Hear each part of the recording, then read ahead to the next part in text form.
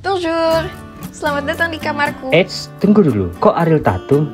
Hahaha, jadi teman kongko, Ariel Tatum inilah yang membawa kita ke sini, Mutiara Songket.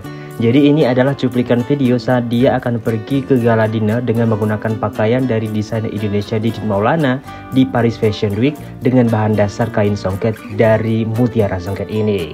Keren banget kan? Nah, nggak hanya itu, ada sejumlah nama lainnya dari kalangan artis hingga putri Indonesia yang juga pernah menggunakan kain songket dari sini.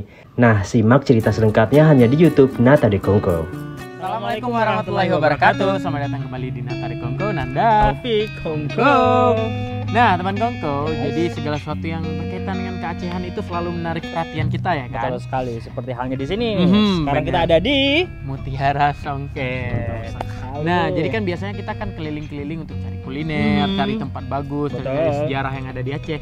Kali ini kita tertarik untuk mengunjungi Mutiara Songket ini untuk bukan mempelajari ya, apa namanya, untuk mencari tahu lika-liku pengrajin tenun itu gimana sih. Apalagi Iya, selama ini kita banget. mikirnya pernah kemarin tuh kita ke Medan, itu kayak mahal banget gitu. Iya, bener banget. Nah, Jadi apakah mahalnya itu memang ada apa istilahnya behind the scene-nya yang kita nggak tahu sehingga kita harus tahu Cari nih kenapa tahu. bisa mahal gitu loh. iya, bener banget. Oleh karena itu kita akan cari tahu langsung dari pengrajinnya. Juga nanti kita akan ajak ownernya ya, mungkin untuk ngobrol-ngobrol supaya lebih jelas nih tentang tenunnya. Jadi tetap ikutin kita di Nata de Kongko, Nanda Taufik Kongko.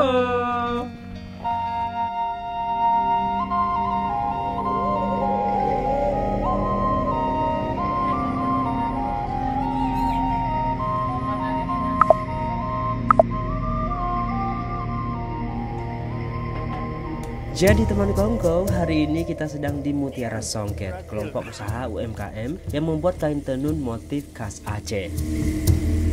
Hari ini dan beberapa hari ke depan kita akan cari tahu nih tentang tenun songket di sini. Mulai dari proses persiapan, pengerjaan sampai nanti jadi kain songket yang siap diolah menjadi bahan baku untuk pakaian, seserahan dan banyak tujuan lainnya. Yang ternyata nih proses pengerjaannya sangat rumit dan memakan waktu yang sangat lama. Sehingga pantas saja nih membuat songket menjadi mahal saat dijual. Karena emang serumit dan sesulit itu sih teman kongko. Penasaran kan? Jadi kuy ikutin kita.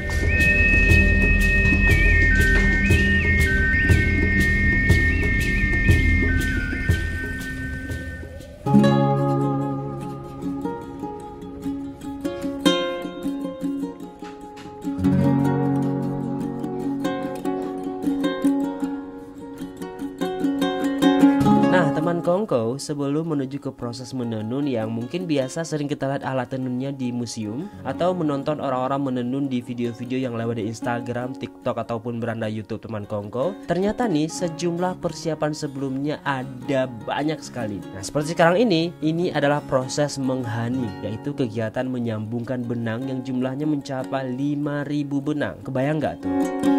Sementara itu, untuk motifnya juga ada benang sendiri yang diurai menjadi gulungan-gulungan kecil yang dikerjakan dengan roda sepeda ini.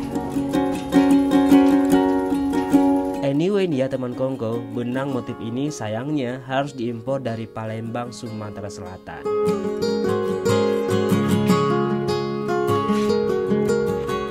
Nyaweng kasap benang emas putih gitu no. Mulan turun untuk juga tu mau ijaz lukit Nah teman kongko, ini adalah ke-5.000 benang yang sudah disambung-sambung tadi, yang kemudian dimasukkan ke kayu ini, atau di sini dibilangnya garap, yang nantinya akan memudahkan penenun untuk memasukkan ke sisir yang ukurannya sangat kecil dan jumlahnya sangat banyak. Jadi kudu harus teliti banget sih.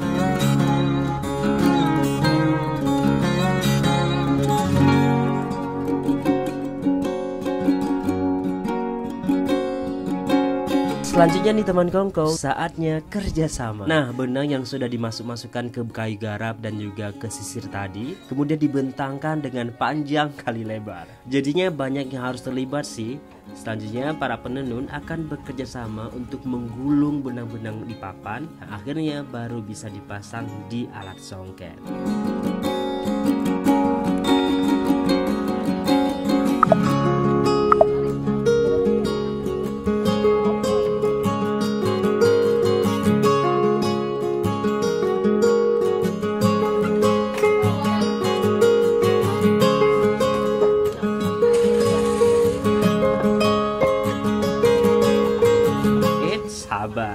Menenunnya belum bisa dimulai loh, masih ada tahap memasukkan benang ke anak kayu dengan mengikuti motif yang diinginkan atau di sini disebut dengan pesa. Tapi sebelum lanjut dengan kegiatan utama yaitu menenun, yuk nanya-nanya dulu sama pemilik songket mutiara ini. Maknya berarti tahap mak.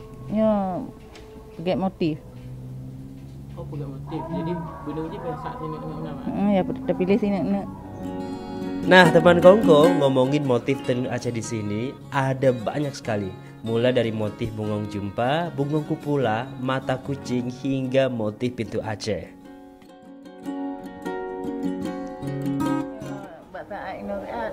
Motifnya motif bunga pula. Bungong kupula.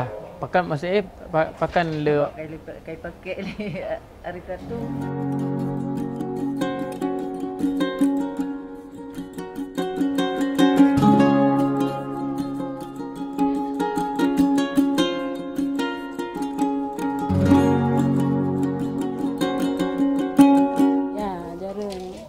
Paling na pun runtuhan yang untuk nak darah ke jarum. Mandora selaku. Ya, karena di rumah. Karena ada roh ada mak. Ya. Jadi tatim lah untuk penerus lah.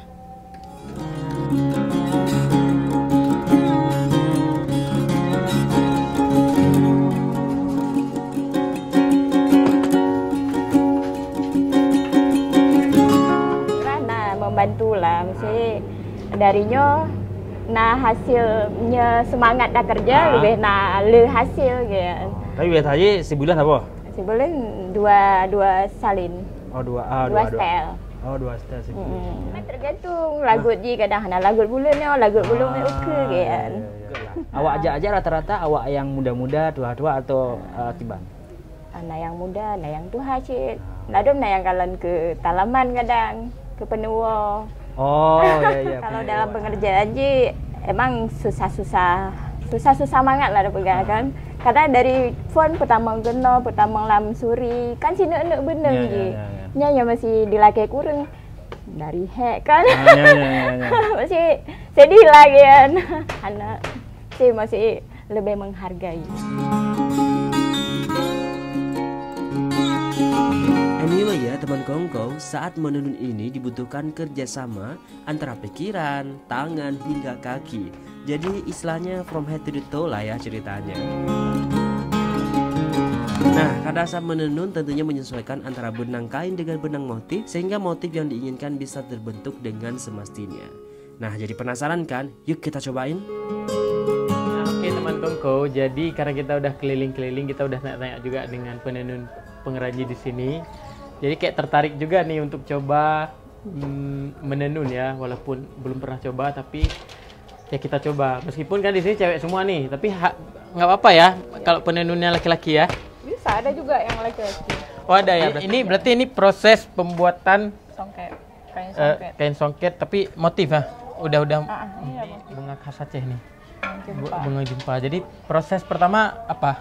Itu yang kakinya diinjak yang ini. Oh ya ini. Satu dia. Oke. Yang depannya ditarik. Ini. Masukin benang. Oke. Ini masukin lewat. Ini langsung nih. Dorong terus. Oke ya. Terus ini. Tarik samping. Oke, ini kemari. Tarik rapat dulu. Ini. Yang kuat kali, yang kuat. Oh, oke. Terus? Dah lepas. Nah. Ini.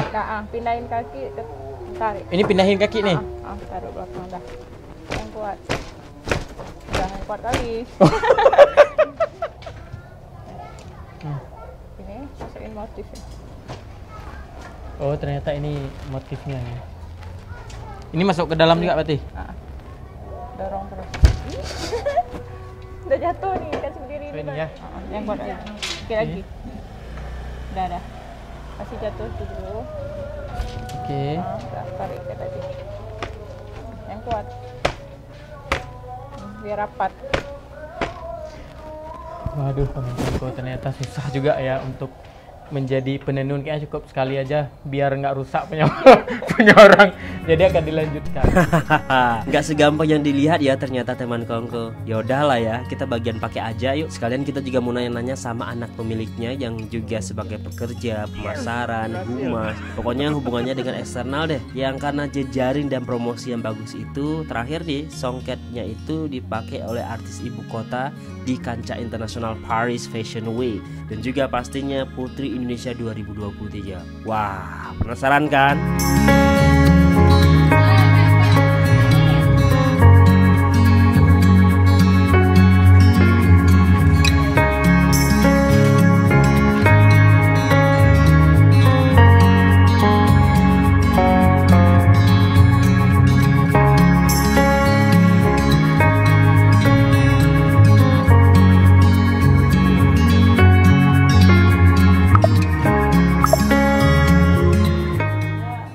Songket ini gimana sih asal usulnya?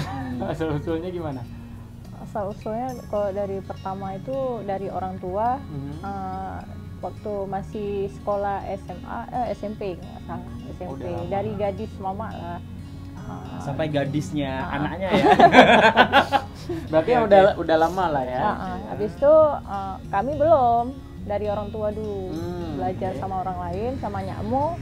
Habis itu kami kemarin tuh adalah dibina di tahun 2019, dibina sama orang Dekranasda Aceh Besar sama Bank Indonesia.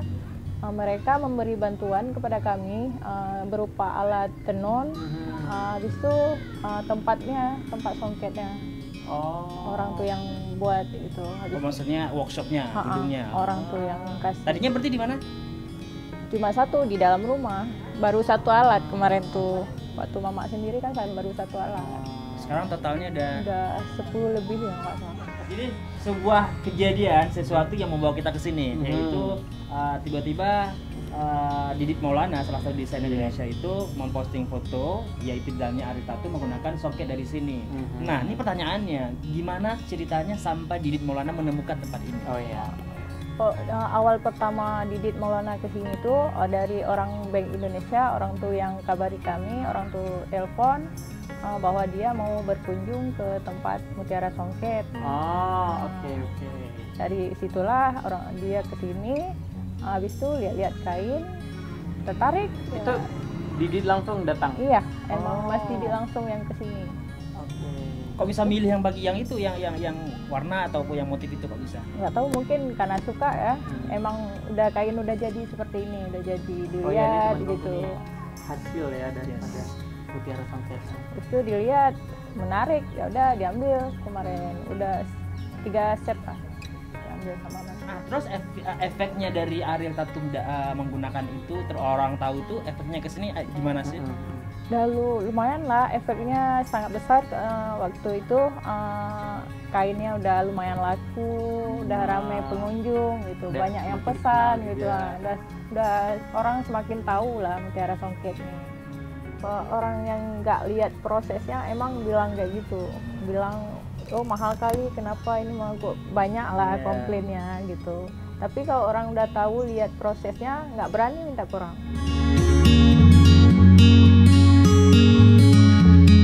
Makanya kita nih belum sempurna pakai karena memang ini masih kainnya doang gitu. Belum yang diolah ya. Semoga nanti kan ini dari Ira, suatu saat kita bisa kongko bareng dengan desainernya kan? Jadi kita bisa coba langsung yang udah dibuat nantinya ya kan. Tapi kalau misalnya yang beli, jadi setnya seperti ini ya? Iya, ada satu set, satu kain, satu selendang. Terima kasih Ira udah bagi-bagi cerita tentang lika-liku pengrajin tenun selama ini kita nggak tahu sama sekali. Yang gampang aja nyari apa istilahnya minta harga murah-murah ya kan.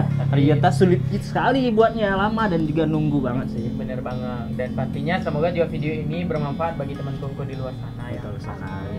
Yang tengok ya kan. Nah, jadi karena memang juga udah sore. Ya. Kita mohon pamit undur diri juga. Terima kasih Ira. Terima kasih banyak Ira, sukses. Amin. Untuk Mutiara Songket sampai nanti bawa workshop yang lebih besar lagi, pengrajin lebih banyak di hire atau dipesan sama banyak orang di luar sana sampai ke mancanegara pastinya. Amin. Ya, jadi itu dia. Terus ikutin kita ya dengan cara subscribe, like, share, dan juga komen video-video kita supaya kita tetap semangat di menyuguhkan video-video terbaik pada teman Kongko di luar sana. Betul sekali. Akhir kata, saya Nanda, Ira, Dan juga saya Taufik. Sampai jumpa di Nata di Kongko. Wassalamualaikum Wassalamualaikum warahmatullahi wabarakatuh.